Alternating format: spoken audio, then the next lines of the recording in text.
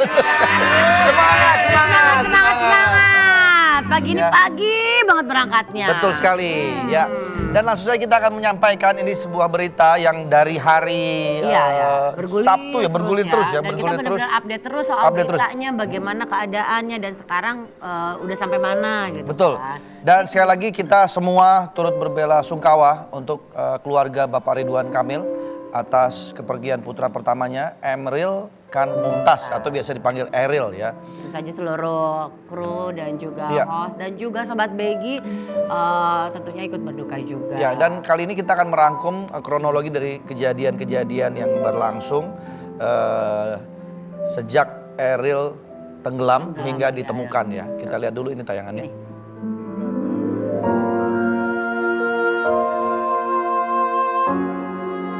Emeril Khan Mumtaz atau yang akrab disapa Eril, anak pertama dari Gubernur Jawa Barat Ridwan Kamil, dikabarkan hilang pada tanggal 26 Mei 2022 ketika ia sedang berenang bersama adik dan temannya di Sungai Are, Swiss. Ia terseret arus setelah memastikan adik dan temannya aman di tepi sungai. Kepolisian setempat segera melakukan pencarian Eril. Semua upaya dikerahkan guna menemukan Eril. Bahkan sang ayahanda Ridwan Kamil pun ikut menyusuri Sungai Are demi mendapatkan petunjuk keberadaan buah hatinya.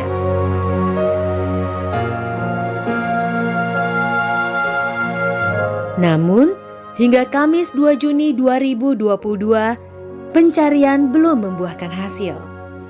Ridwan Kamil beserta keluarga memutuskan untuk kembali ke Indonesia dan menyatakan Eril meninggal dunia.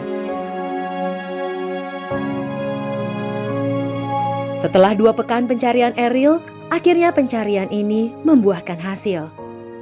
Jasad Eril berhasil ditemukan tanggal 8 Juni 2022 di bendungan Engelhardt, Swiss, berjarak sekitar 5,1 km dari posisi awal dirinya dinyatakan menghilang.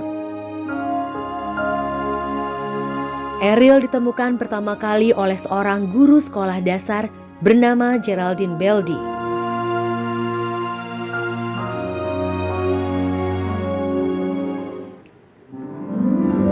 Ya. Saya masih ingat juga ya pertama kali kita lagi syuting dapat info ini. Iya betul. Terus jadi kayak tuh kita sampai cari terus update-nya kayak gimana. Gue setiap hari update gak? Gue setiap hari ngikutin Setiap terus hari, berita ini. dan mungkin kalau di sosial media udah langsung aja kali ya setiap kita cari info itu akan muncul terus. Dan memang ya gimana ya, kita kayak masyarakat Indonesia ikut berasa banget sih. Betul. Kan bukan hanya di Indonesia, ternyata di Swiss pun, Di Swiss di pun, kota itu berita ini viral. beritanya udah tersebar. Udah tersebar. Dan ternyata tapi bukan cuman viral, semua orang yang di sana juga ikut untuk Ikutan mau berpartisipasi mencari sampai guru tadi menemukan itu kan dia mungkin lagi berjalan mau ke sekolah tapi tetap melihat-lihat sungai itu karena sungai itu kan lagi bahan pembicaraan di sana kan.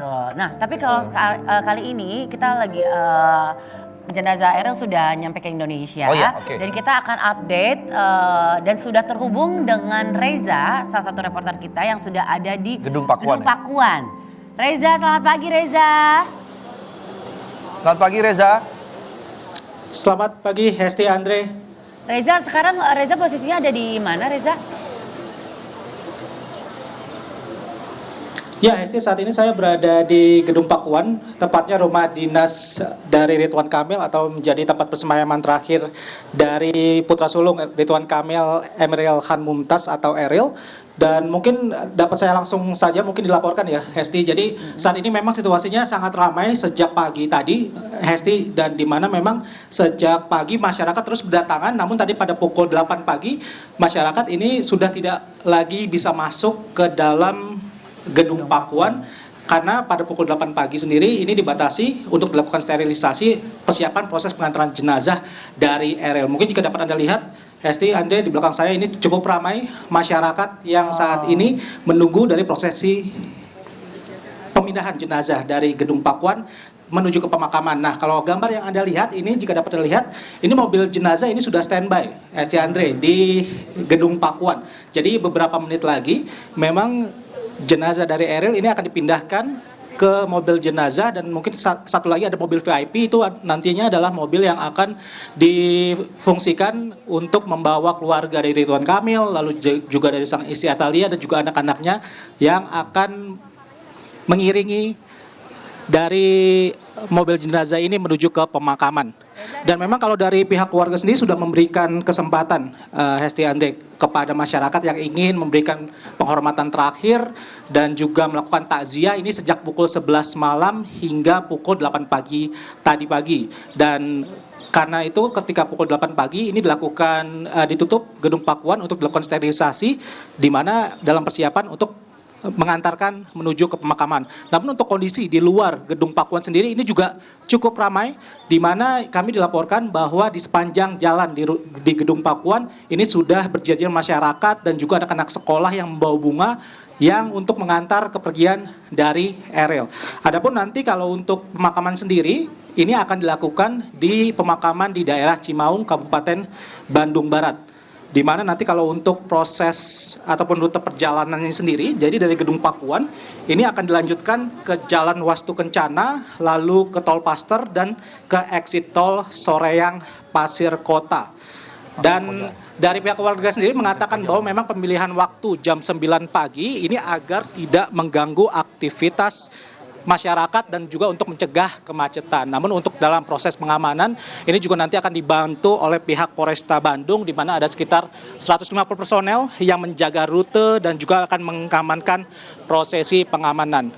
Dan Hesti, Andre, jadi berdasarkan keterangan keluarga juga memang pihak keluarga meminta kepada masyarakat untuk nantinya tidak datang ke prosesi pemakaman dari pihak keluarga di Cimaung, karena memang pada pukul 11 ketika prosesi pemakaman ini memang diprioritaskan untuk pihak keluarga saja, karena diharapkan masyarakat yang sudah bertakziah di Gedung Pakuan ini tidak usah datang ke pemakaman agar memberikan privasi agar lebih khusyuk dari pihak keluarga untuk mengantar jenazah dari Eril. Sedangkan apabila masyarakat yang memang ingin berziarah ini dapat melakukan setelah jam 1 siang nanti. Hesti, Andre. Ya, Reza, terima kasih informasinya. Tapi melihat kondisi di sana, apakah sudah terlihat mungkin ada tokoh-tokoh masyarakat atau mungkin hadir di sana. Pejabat yang datang ke sana gitu? Ya, Andre, kalau pagi ini memang ada beberapa pejabat yang datang. Misalnya saja tadi ada mantan Gubernur Jawa Barat Ahmad Heriawan, lalu ada tadi dari Kepala Staf Angkatan Darat Jenderal Dudung Rahman, dan Andre ini mungkin dapat Anda lihat saat ini peti jenazah ini sudah dikeluarkan dari Gedung Pakuan atau Rumah Dinas Gubernur Jawa Barat diiringi sholawat, di mana peti ini akan dimasukkan ke dalam mobil jenazah sebelum nantinya akan dibawa ke proses ke tempat pemakaman di daerah Cimaung, Kabupaten Bandung. Dan memang kalau untuk berdasarkan informasi yang kami terima, memang nanti untuk proses perjalanannya sendiri ini sudah dibantu oleh pihak Polresta Bandung, di mana ada sekitar 150 personel yang menjaga rute dan juga akan mengamankan prosesi pengamanan. Dan juga kondisinya jika Anda lihat memang saat ini sangat ramai masyarakat yang saat ini mengambil foto di Gedung Pakuan, dan di luar ini juga tidak kalah ramai, Andre, Hesti, di mana di luar sendiri kami dilaporkan ini sudah berjejer masyarakat Bandung. Di pinggir jalan ada juga anak-anak sekolah yang membawa bunga bersiap-siap menunggu mobil iring-iringan jenazah dari Eril ini melintas untuk menuju ke pemakaman. Reza. Dan kami juga mendapatkan informasi memang itu salah satu mobil lagi, mobil VIP ini nanti akan digunakan oleh keluarga dari Ridwan Kamil, seperti Ridwan Kamil, lalu juga sang istri Atalia dan juga adik-adik Eril yang nanti akan bersama-sama beriringan dengan mobil jenazah menuju ke pemakaman di Cimaung. Baik, Andre. Terima kasih Reza. Terima kasih rekan Reza informasinya. informasinya. Terima kasih. Terima kasih Reza.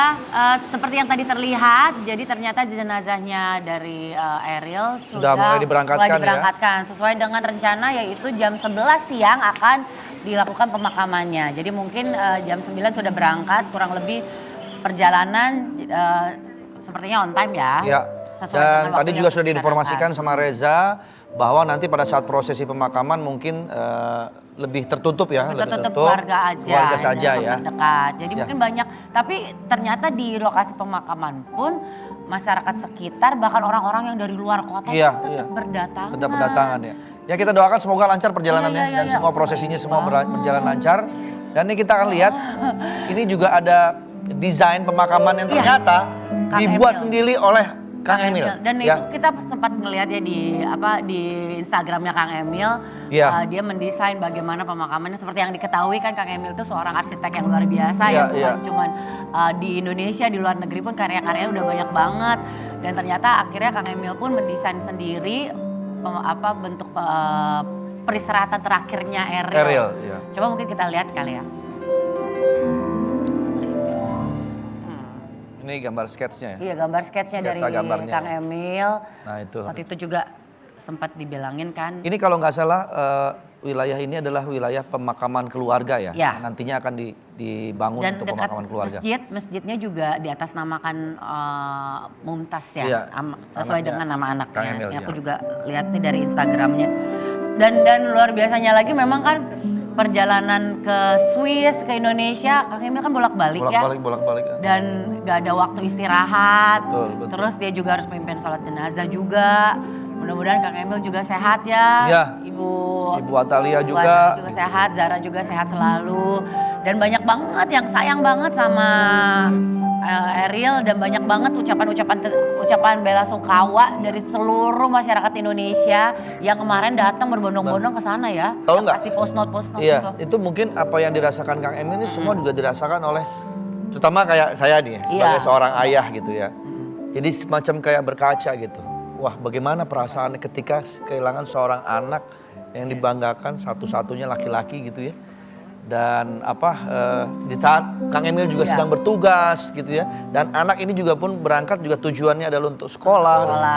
Ya kita nggak ada yang pernah tahu ya ajal kita ada di mana umur. Iya, tapi umur luar biasanya, maksudnya sayangnya Sayangnya semua itu loh. orang sayang banget sama Ariel. Iya. dan bentuk rasa cintanya tuh ditunjukkan bukan hanya di berbagai masyarakat macam. Indonesia. Iya.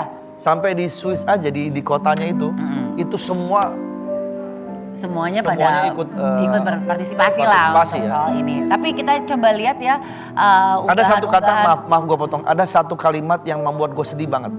Ketika Kang Emil mengatakan bahwa waktu Ariel lahir, dia mengazankan, Iya. lalu kemudian sekarang pun ketika Ariel kembali kepada ya, Allah, akhirnya diberi diazankan kesempatan juga lagi sama. untuk diazankan kembali. Sama. Karena sempat ada momen yang karena nggak ditemukan gitu kan, jadi kayak aduh mungkin tidak ada kesempatan untuk mengazankan secara Iya, langsung, iya. tapi sampai akhirnya hari ke-14 akhirnya bisa ditemukan dan Kang Emil bisa datang ke sana. Ini jawaban mungkin atas Iya. doa-doanya Kang Emil, Ibu Atalia dan juga keluarga semua ya. Dan alhamdulillah juga jenazahnya Bagus, wangi. Terus ya saya baca dari unggahannya Instagram Emil, ya? Kang Emil dan juga Ibu Atalia, ketika ditemukan jenazahnya pertama kali dalam keadaan utuh, sampai ingat ya, kepalanya menghadap ke kanan, ya. dan wangi sekali seperti wangi eukaliptus.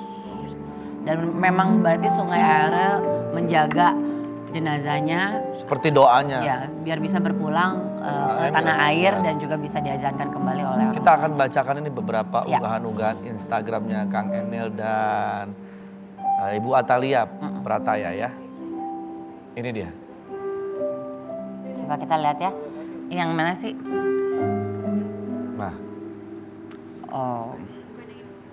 Ini yang pertama kali postingan yang Kang Emil post ya, waktu ketika meninggalkan Swiss ya. Ya. Ketika diputuskan oleh keluarga kalau Ariel waktu itu belum ditemukan jenazahnya, tapi diputuskan oleh keluarga sudah berpulang.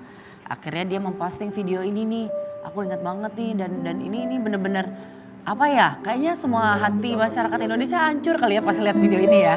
sedih banget. Hancur banget gitu. Gua aja terharu, Ti.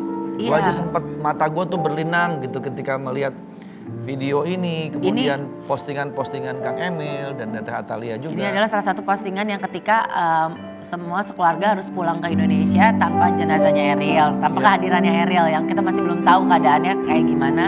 Tapi keluarga sudah memutuskan.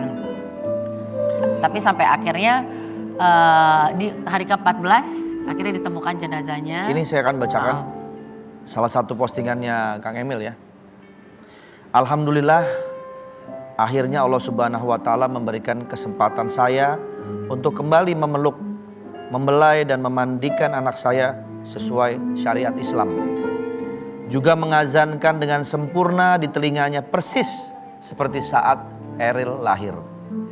Dan Masya Allah, walau sudah lewat 14 hari, jasadnya masih utuh lengkap, tidak kurang satu apapun. Wajah rapi, menengok ke kanan, dan saya bersaksi, jasad Eril wangi seperti wangi daun eukaliptus. Sungguh mukjizat kecil yang sangat kami syukuri.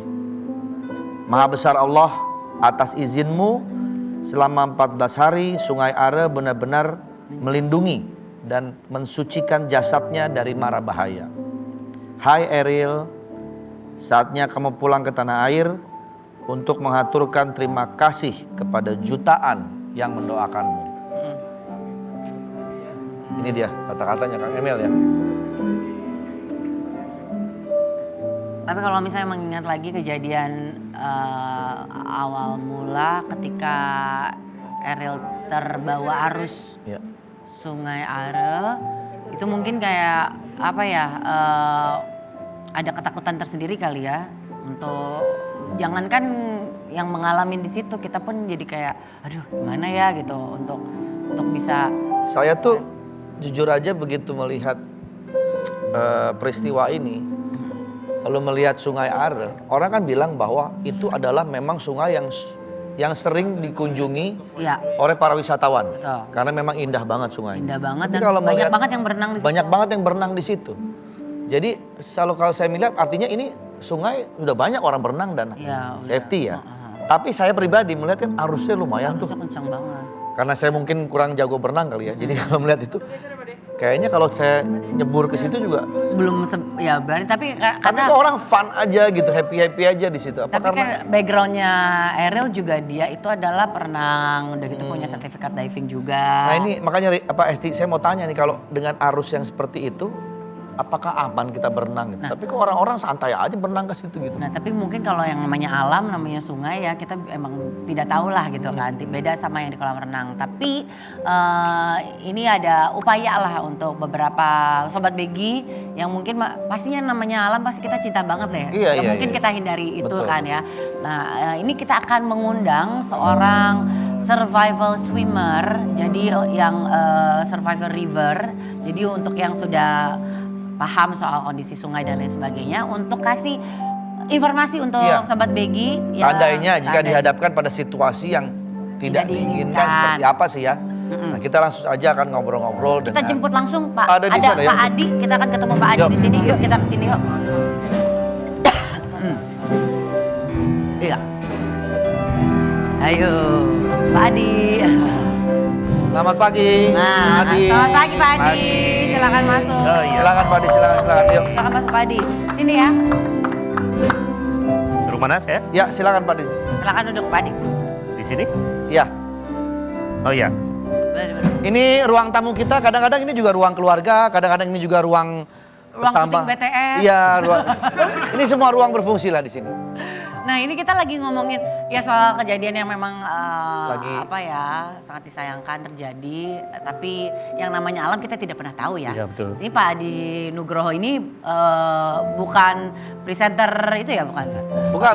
Sama namanya? Bukan, sama Ini nama. suaminya Donita ya? Bukan, sama-sama Adi Nugroho, tapi kalau ini beda. Mas Adi ini sebetulnya profesinya apa Mas Adi? Iya, saya pelatih survival swimming. Pelatih survival Ya, swimming ya. dan- Survival swimming.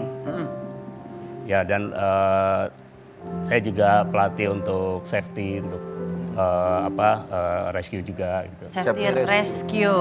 Nah, Oke, kita langsung saja ke beberapa pertanyaan nih Mas Adi. Melihat kejadian yang sedang terjadi ya. Ini apa sih sebetulnya perbedaan mendasar saat kita berenang di kolam renang sama dengan di sungai atau di laut? Iya, problem utamanya sebenarnya memang asal muasal ini mindsetnya udah berbeda.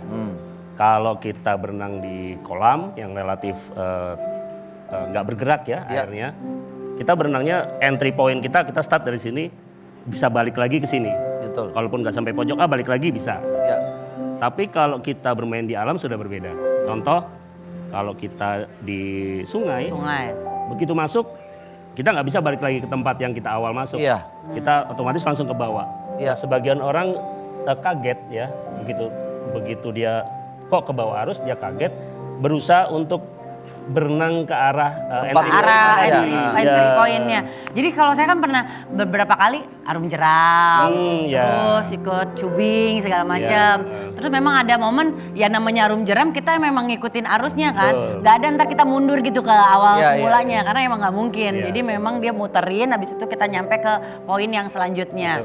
Nah itu juga emang ntar ada momen kita berenang ketika arusnya yang nggak terlalu kencang, kita bisa berenang di situ dan itu emang disuruhnya ngikutin arus aja, gitu kan. Tapi kalau teknik swimming di sungai itu beda nggak sih? Sebenarnya sih kalau kita bilang apakah kita sebenarnya berenang apa enggak sih di sungai gitu. Sebenarnya niatnya bukan berenang. Apa? Kita di sungai itu menghanyut. Oke. Jadi mindsetnya bukan berenang. Mindsetnya bukan berenang. Mindsetnya menikmati air dengan ikut menghanyut. Oke. Nah gitu. Nah gimana cara menghanyutnya?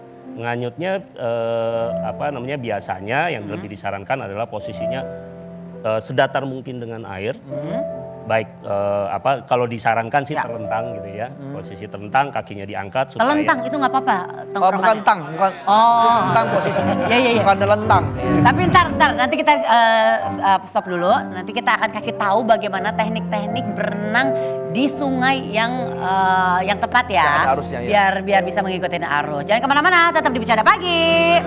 Mungkin hari ini bercanda pagi, selamat pagi. Oke. Kita masih bersama Mas Adi dan kita akan melanjutkan lagi pembahasan yang tadi ya. Yang tadi. Oke.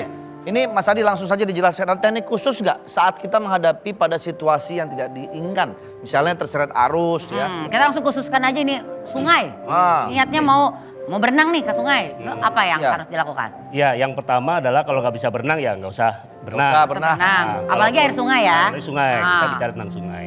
Kalau berenangnya nggak begitu bagus, atau belum pernah berenang di sungai, pakai pelampung. Atau bisa menggunakan alat-alat pelampung lain, misalnya seperti dry bag. Seperti dry bag ini bisa. Ini dry bag bisa buat jadiin untuk pelampung. Ya walaupun memang bisa kita posisinya bisa. Posisinya gimana? Bisa posisinya kita terlentang, menghadap ke arus ke arah sana ya, bisa seperti ini, bisa juga sebaliknya. Kepalanya jangan ke arus. Ya, lebih bagus memang disarankan arahnya ke kaki. Dan arus kakinya kesana. diangkat keluar Ini ya. kalau bisa. Ini ya. Karena dengan begini kita tidak kena batu. Kalau kepala duluan bisa kena batu. Jadi coba mungkin biar lebih jelas lagi kali ya. Berarti kalau misalnya posisi lagi di sungai untuk bisa ngikutin arus ya.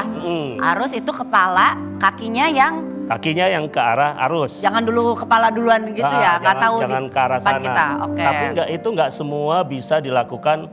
Kalau pakai pelampung bisa semua melakukan. Tapi kalau nggak ada pelampung, hanya bisa dilakukan oleh orang yang mempunyai buoyancy positif. Buoyancy positif tuh ngapung sama tenggelam jenik sama ngapung jenik gitu. Betul. Jadi itu gimana sih bisa bedainnya? Sebenarnya banyak ya faktornya, tapi intinya ada 4 hal. Yang pertama itu rongga dadanya semakin besar semakin ngapung. Lemaknya semakin banyak semakin ngapung. Orang yang maksudnya mungkin lebih gemuk itu lebih gampang mengapung di air. Oh gitu. Dis berarti coba lo Dis ini nih. Coba praktekin ya. Nah, ini kan biar ngeliat nih. Biar kelihatan nih. Nah, ini lemaknya banyak banget. Ceritanya sungai. Sungai aja kadang-kadang nggak mau menerima nih lemak ini. Gini, peluknya gini. Kalau misalnya punya dry bag. Kalau kita punya dry bag seperti ini, yang buoyancy-nya negatif pun ngapung, nggak masalah. Ini negatif banget ini emang. Kalau yang ini sepertinya positif, nggak perlu pelampung lihat. Lu nggak perlu pelampung. Lah ini udah ada pelampungnya nih. Ya kan? Coba kalau renang gayanya gimana sih? Kalau renang gimana? Nah ini kalau lagi di sungai, ngaruh nggak gaya berenang kita? Ngaruh. Ngaruh juga? Ngaruh ya. Yang enak gaya apa? Kalau di sungai untuk kaki, kekuatan kaki lebih baik disarankan lebih menggunakan gaya dada. Gaya dada. Gaya katak itu lebih Gaya kuat dada tuh kayuannya. Bukan gini, itu begini. Oh iya. Iya kan? Bukan kayak tadi. bukan gitu. Tapi kalau orang yang orang yang nggak bisa orang yang negatif diperbolehkan untuk dia tetap berada dengan posisi kepala di depan. Oh, Karena yang kan kalau negatif. kakinya di depan dia susah untuk Takutnya mempertahankan di depan, untuk justru dia sulit masuk ke Nah, kita bawah berarti harus malah kenali terperangkap. tubuh kita dulu ya, kita itu Betul. yang negatif atau yang positif. Positif tuh masuknya yang mudah sekali ngapung di air, Iya. atau yang negatif tuh mudah tenggelam di air. Nah kita kenali dulu nih, Iya. ini penting banget. Terus kalau pertolongan pertama ketika kita terseret arus, itu apa yang harus dilakukan? Kalau terseret arus, ikut aja. Ikut aja. Ikutin aja Jadi kesalahan kita biasanya begitu kita terkena arus, kita langsung buru-buru pengen ke pinggir. Iya. Nepi. Padahal kita masih di arus utama dan arusnya masih kuat. Iya. Energi kita habis, kemungkinan kram, energinya habis, kita bisa hanyutnya Iya. justru nggak bisa ngapa-ngapain. Jadi lebih baik kita tetap hanyut, biarkan tetap hanyut sampai begitu kita melihat ada area yang ini udah mulai tenang nih arusnya, baru mulai berusaha untuk ke pinggir. Oh. Tapi sambil menghanyut, tangan kita juga sambil bergerak. Misalnya saya mau menepi di kiri, di sana saya lihat ada exit point yang bagus. Iya. Maka sambil ke arah sana saya sambil mengayuh. Oh, iya. Sambil membuat badan kita agak sedikit Agak kiri, ke sana. begitu masuk ke area itu baru mulai berbalik badan dan berenang Berenangnya yang nggak terlalu sekuat effort. mungkin baru. Oke, itu jadi beberapa tips yang awal yang harus diingetin ya. Kita harus kenali dulu tubuh kita, yang negatif atau positifnya. Dan jangan lupa kalau emang berenang di sungai, pastikan bisa berenang. Kalau tidak bisa, pakai pelampung. Ataupun siapkan pelampung yang ada. Ternyata tas ini juga bisa jadiin pelampung. Mungkin yang tas mahal nggak bisa ya berarti ya? Bisa, nggak bisa. Atau tas sampai miliaran apalagi nggak tas bisa ngapung. kotak yang ada kingkongnya gitu nggak bisa. Nah itu berarti kalau sudah berhasil menepi, berarti emang ya tenaganya tambah lagi berarti ya. Itu kan biasa capek, biasa kram atau gitu. Iya, kalau sudah menepi ya tinggal istirahat aja sih. Nah, istirahat naik. aja benar-benar. Tinggal istirahat, chill aja, chill. Chill, santai-santai. Ya mudah-mudahan kita tuh selalu sehat ya. Jadi maksudnya yang namanya juga alam, kita mau ngomong kan sayang banget. Dan satu caranya untuk menyelamatkan diri adalah itu. Terima kasih loh. Mas Terima Adi, kasih Pak Adi. informasinya walaupun singkat, tapi mudah-mudahan ini Iya, membawa manfaat mudah-mudahan ya. bisa manfaat ya. Terima kasih Mas Adi. Pak Adi sarapan dulu nih, saya antar Iya, ke tempat kasih, sarapan di silakan. sebelah sini Pak Adi nih. Iya. Di sini Pak Adi, udah disiapin sarapannya. Coda sarapan Pak Adi. Ya. Ada coda sih. Tar dulu rumah kita kok sepi banget cuma berduaan doang. Iya. Ini ada berdelapan masih ada tuh dia. Tapi Wendy lagi di golep. di Bali. Lu mentang-mentang nggak ada bos lu jangan pada males-malesan ya. Wah. Assalamualaikum. Maaf lagi syuting, maaf ya. Maaf lagi syuting. Tapi ngomong-ngomong nih.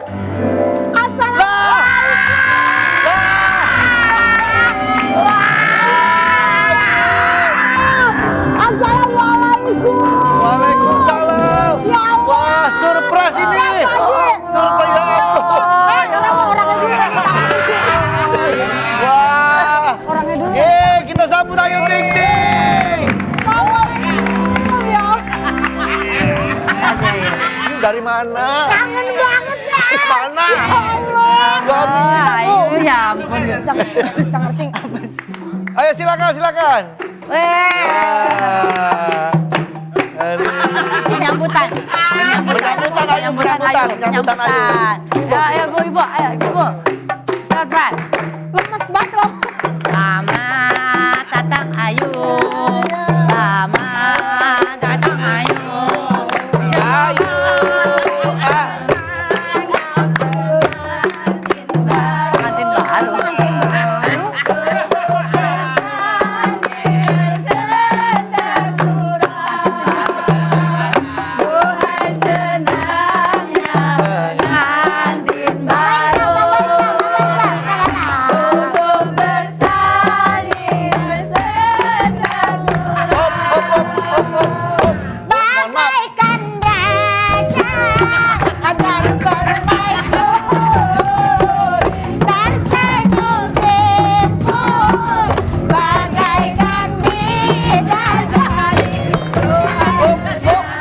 Bentar, Bu, ini mohon maaf Bu ya. Ini bener surprise-nya saya seneng nih. Ayu datang, tapi Ayu bukan mau jadi pengantin baru. Baru pulang umroh. Welcome. Ya. Lagunya mesti diganti. Itu tolaan ya. Lagunya ganti ya. Lagu welcome.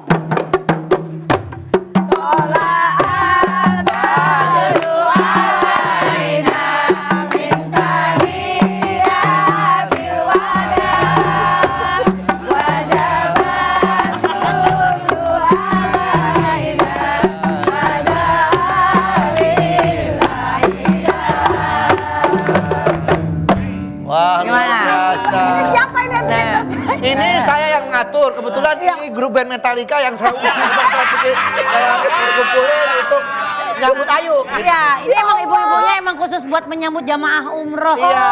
Dari mana Bu, Ibu? Iya. Cibubur grup Qasidah. Ustadz Hasanah. Apa Bu? Fatun Hasanah. Ya, itu. Dari Cibubur. Iya. Berarti berangkat dari jam 3 pagi ya. Makasih ibu-ibu Ibu-ibu terima kasih semuanya. Sehat selalu. Penyambutannya. Ya. Nah, senang kan Ayu? Lagu. Ayo. Kalau mau oleh-oleh. Ditanya sama Bu Komariah nih. Iya loh, oleh-olehnya loh. Dikasih oleh-oleh.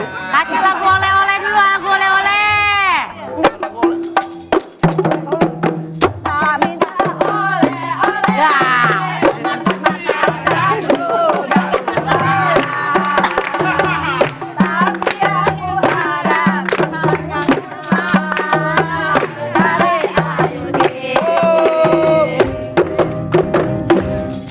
Gimana yuk? Besok saya beliin oleh-oleh kalau main rebananya udah kompak.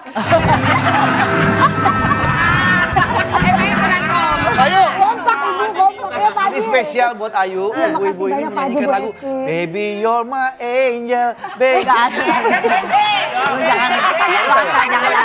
Bisa ya? Jangan Oh, kirain lagunya bisa begitu. Yuk pulang haji aja. Wah, 1, 2, 3.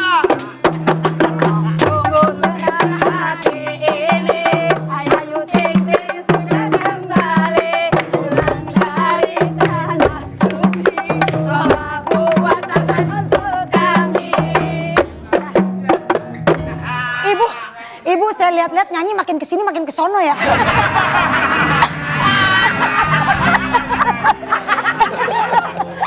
Ibu makasih banyak ya Bu ya. Makasih ya, Bu ya. Makasih ya. Bu, keluarnya sambil nyanyi, Bu. Keluarnya sambil nyanyi, Bu. Ayo. Bu, Boleh, Bu. kalau bisa hari Minggu main-main. Kemana? Mana? Kemana? Kemana kek?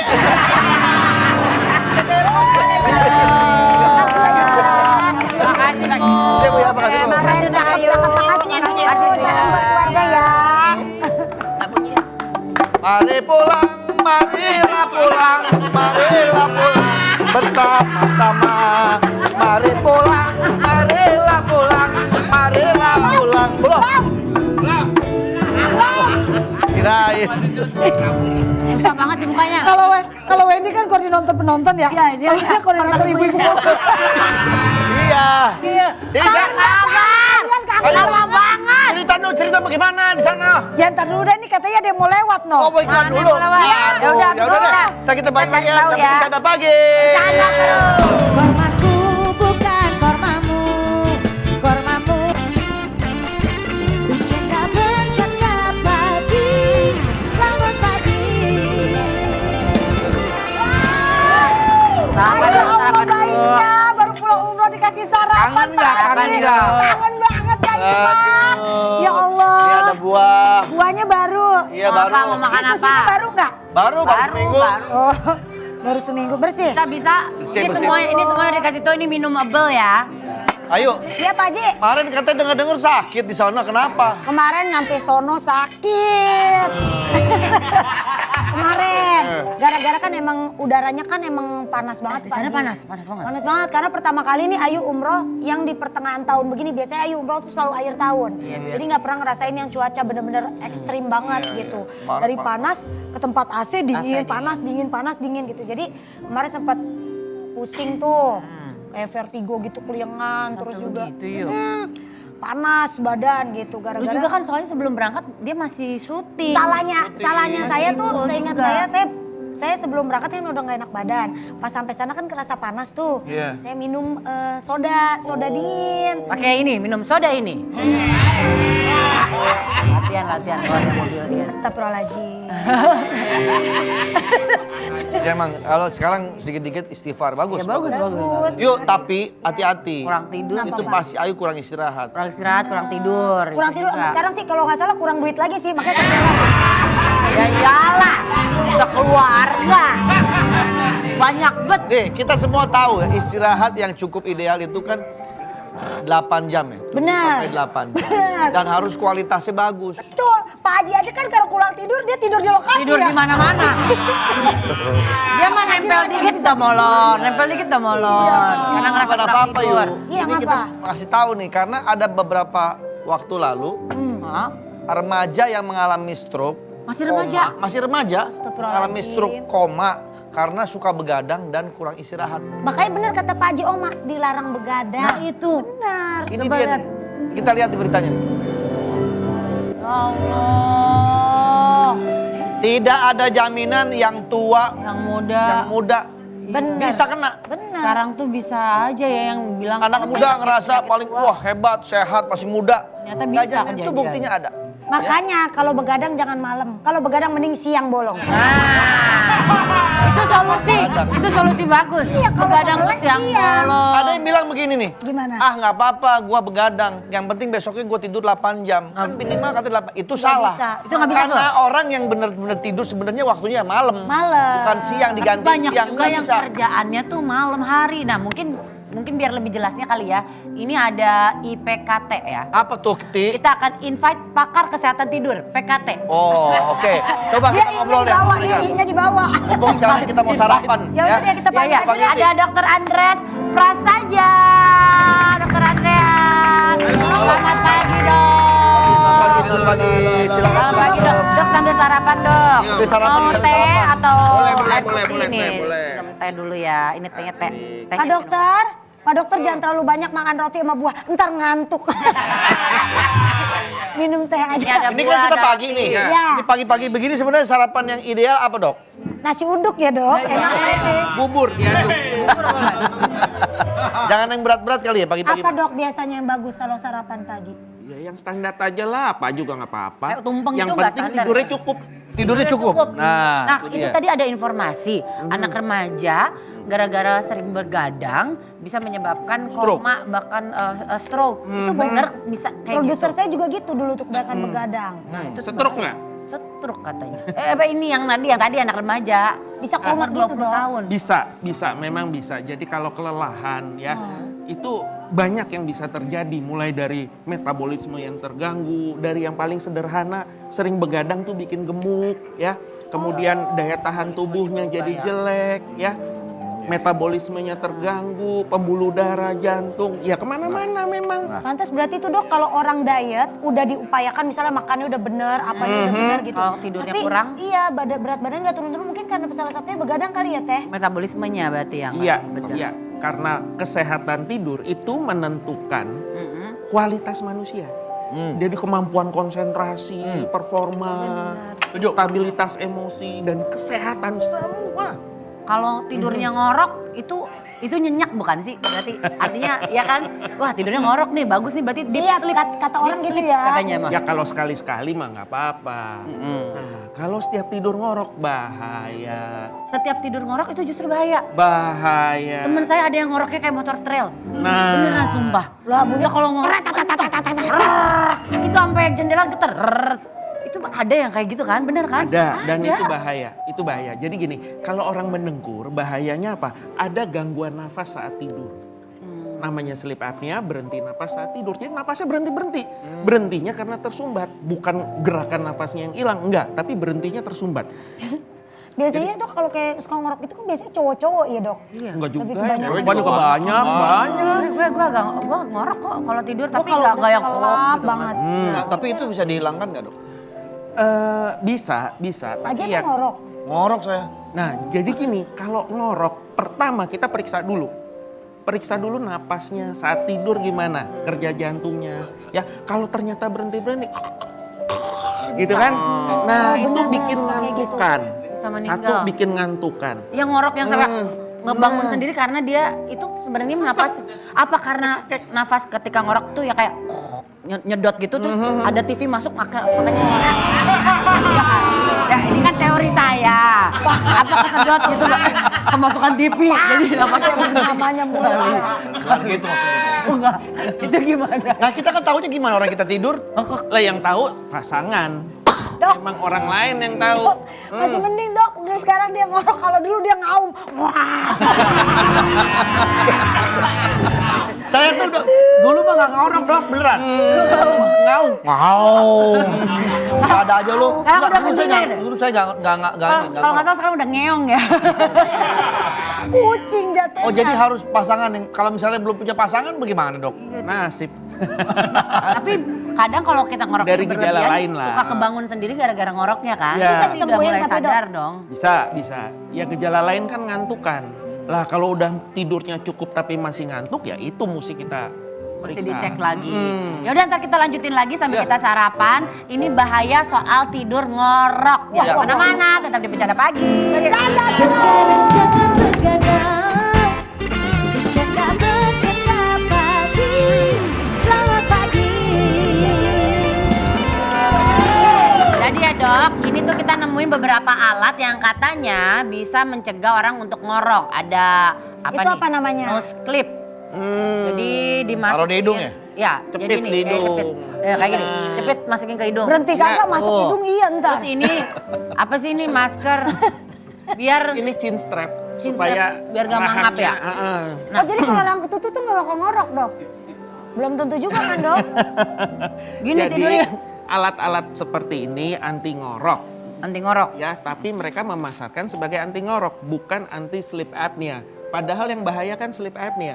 Kenceng ntar muka Jadi lu. cuma mengurangi suara dengkuran. Suara dengkuran bisa mengurangi. Berkurang. Tapi Tapi- kalau ada gangguan napasnya, ya nggak nolong. Nah, Ya, jadi kalau udah pakai ginian, makin masih parah, masih ada ngorok, ya itulah. Pokoknya harus ke dokter lah ya. Harus ke intinya dokter. ya. Saya udah nyatet nomor dokter, ntar saya mau ketemu dokter ah. Dan dokter itu ada namanya laboratorium tidur. Jadi datang tidur baru Disuruh dicek di situ. ngorok. Beneran. Bingung kan lo? Enak ya dok? Iya disuruh tidur, ntar baru dianalisa nih pola tidurnya kayak gimana. Begitu ya dok ya? Iya. Laboratorium tidur Kalau- ada di Indonesia. Kalau enggak di kampung saya juga ada dok. Kalau misalnya udah keseringan ngorok, digorok pakai gayung tuh. Mitos ya itu ya dok ya? Pakai centong. Pakai centong. Itu mitos berarti kan? Mitos itu. Ya udah dok, makasih banyak ya dok ya. Makasih ya, Dok. Makasih. Banyak sehat-sehat terus. Besok kita ketemu lagi, jangan kemana-mana, besok nonton kita lagi jam 9 pagi pasti hanya di Bercanda Pagi. Bercanda terus.